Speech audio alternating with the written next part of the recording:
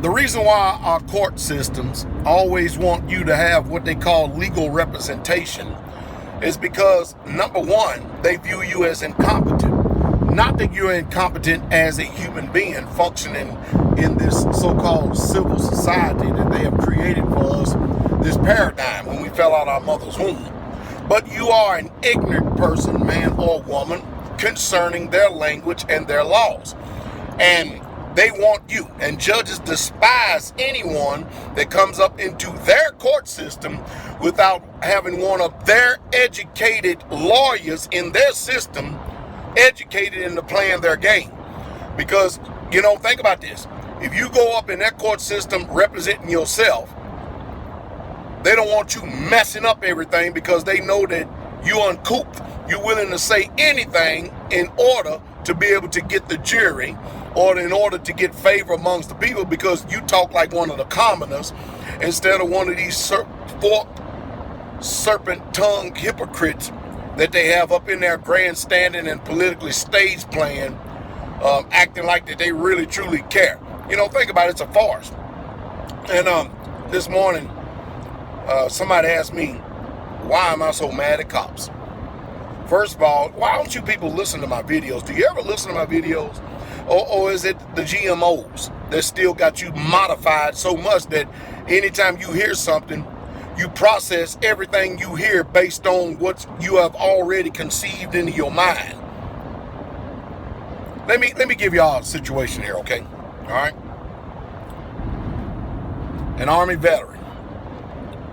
He goes off to war for the United States of America. In a country. And they pointed to him and said, these are the enemies. These are the ones that we're here to get. Blase, blase, blase. He gets shot at. He don't even know if he's coming home or not. He returns fire.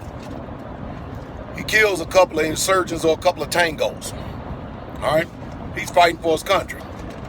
He comes back. They call him a hero as long as he's in a uniform. Well, he comes back home. He's on a routine traffic stop. And next thing you know, he's being disrespected, being brutalized, and being called all kind of names and being treated basically like a piece of cow dung. Now, mind you, this warrior just got finished coming from a country that nobody has ever called him out of his name, nor has he ever been discriminated against, nor has he ever experienced racism at the fingers of someone who they pointed and said that is your enemy. He has never been called a nigger in his mind by an Arab or an Afghan or a Viet Cong.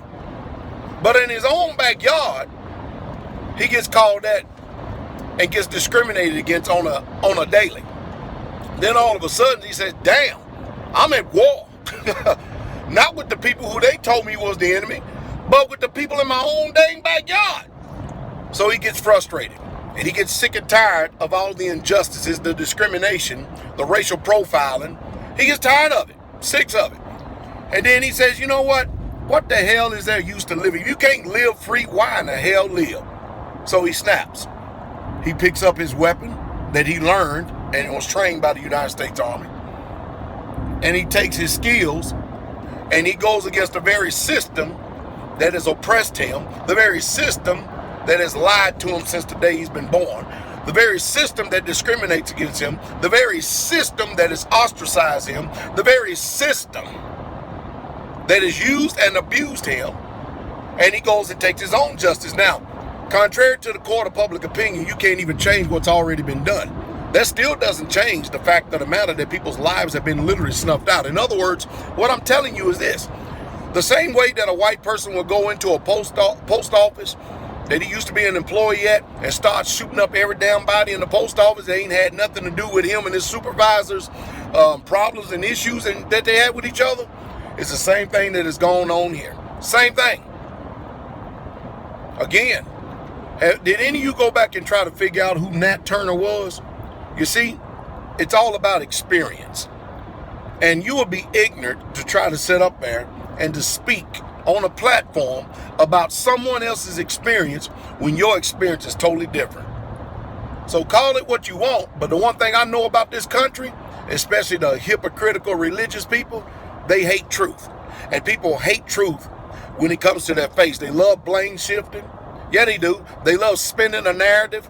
You talk about something, you're trying to get a straight answer, and immediately go, well, but the Aborigines, but we are, but damn it, we're not dealing with that. We're dealing with the facts at hand. What is firing off in your head, in your mind, that you can't even answer intelligently?